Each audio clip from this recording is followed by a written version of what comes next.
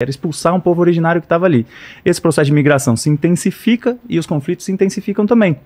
A ponto que, gradativamente, o Império Britânico vai percebendo essa possibilidade de dividir para conquistar e vai negociando separadamente com cada povo, vai negociando separadamente com judeus, vai negociando separadamente com cristãos e vai negociando separadamente com muçulmanos. E aí, nesse processo, ele, em 1936, estoura uma rebelião, nesse processo dessa rebelião do povo palestino contra o Império Britânico. As milícias, já o processo de construção, que já dominava economicamente, que já detinha as terras também, e que gradativamente foi se organizando enquanto força militar, se alia com o Império Britânico e combate junto os palestinos daquela região. Então as milícias sionistas que foram formadas ali ao longo daquelas décadas, já combateram junto com o Império Britânico para derrotar o povo palestino de 1936 a 1939. Naquele processo ali sela uma aliança que perdurou até o fim do mandato britânico. E aí, não sem problemas, porque, de fato, depois desse processo, né, em 1939, estoura a Segunda Guerra Mundial e aquela região não foi uma grande protagonista da Segunda Guerra Mundial. Quando termina a Segunda Guerra Mundial, o mundo inteiro perplexo, indignado com os horrores do Holocausto, promovido por uma ideologia racista, supremacista, que é o nazismo, que nega a existência do outro, que estabelece critérios étnicos para saber quem vai sobreviver, quem não vai sobreviver, e que tem uma ideologia profundamente expansionista de anexação de territórios, de controle de corpos, de manutenção em campo de concentração. Essa ideologia chocou o mundo. Então, aumenta a pressão sobre o Estado, sobre a possibilidade do povo judeu ter a paz e a autodeterminação sobre um lugar. Só que isso aumenta a tensão na Palestina histórica. E esse processo, a partir do momento que o Reino Unido também, o Império Britânico não sai muito fortalecido da Segunda Guerra, né, sai muito fragilizado economicamente, começa a hesitar, inclusive, para entregar para os próprios judeus a promessa da declaração de Balfour dele, que já era uma declaração que negava ao povo palestino.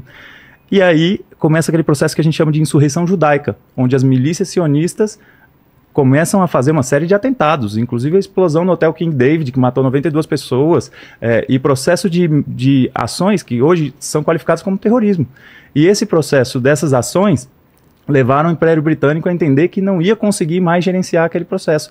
Entrega para a ONU. Nesse processo da ONU, Israel, junto com o Império Britânico, e já se aliando com seu novo aliado estratégico, que é a nova força hegemônica no mundo, os Estados Unidos, fazem o processo do plano de partição, que é a Resolução 181, onde, a partir daquele momento, o que antes era o Estado palestino, onde coexistiam vários povos e religiões diferentes, a partir daquele momento ia ser definido ali um espaço onde dois estados existiriam, mas o Estado de Israel, ele ficou com a maior parte das terras, mas não só a maior parte geograficamente. Ficou com as principais terras agricultáveis, com as maiores reservas de água e com a maior costa para o Mediterrâneo também. E o território palestino ficou um território não contíguo, uma colcha de retalhos, como a gente diz muito frequentemente quando a gente está pesquisando e estudando esse assunto. E aí isso desata problemas muito graves. Quando vai terminar o mandato britânico, o que o imperialismo faz para condenar de vez aquela região a um processo de um enfrentamento cada vez mais intenso? Ele, no fim do mandato britânico, declara a criação do Estado de Israel e não declara a criação do Estado palestino. E aí acontece o que o povo palestino, os povos árabes chamam de Al-Nakba, a grande tragédia, onde esse conflito, que acontece de uma forma, considerando essa dinâmica de expansão territorial, de tomada do território e colonização, ele expulsa 750 mil famílias árabes das suas casas, palestinas das suas casas. Ele destrói 520 vilas no seu caminho e comete os maiores horrores que aquele documentário Tantura está contando de uma forma que entristece qualquer pessoa que vê. Esse processo leva a muitos ressentimentos e leva a um enfrentamento ali constante naquele processo, né? Então, de fato, naquele momento, expulsa o povo palestino que vai migrando para Gaza e para a Cisjordânia. Isso avança para o que a gente chama das guerras árabes israelenses. Então tem em 1956, por exemplo, a invasão de Israel sobre a Península do Sinai, que leva a uma intervenção e uma missão de paz da ONU para recuperar o controle ali do canal de Suez e que Israel retroceda nos seus objetivos expansionistas.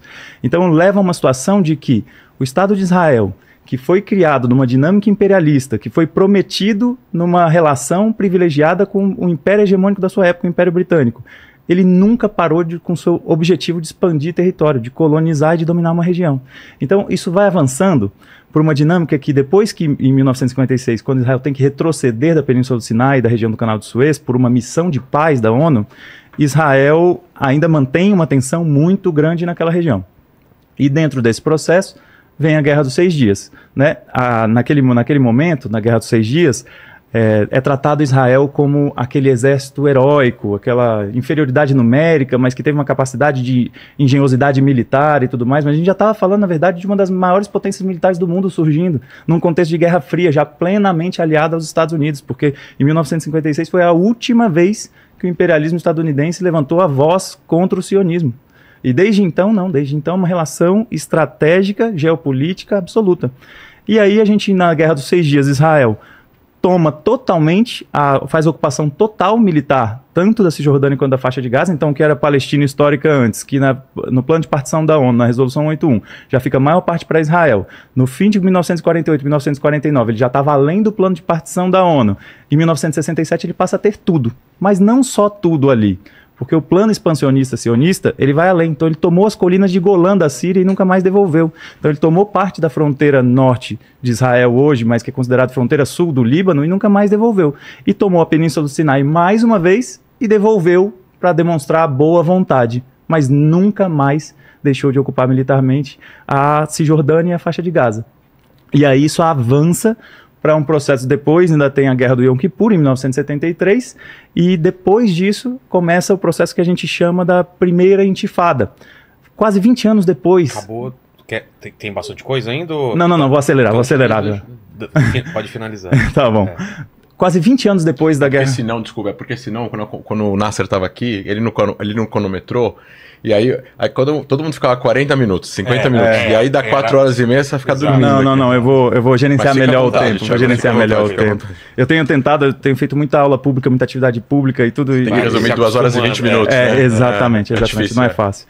E aí, o que acontece? 20 anos depois que Israel começou a ocupação militar total da Palestina histórica, começa um processo de revolta na população, e uma revolta digna, garantida pelo direito internacional, inclusive. Porque o direito internacional...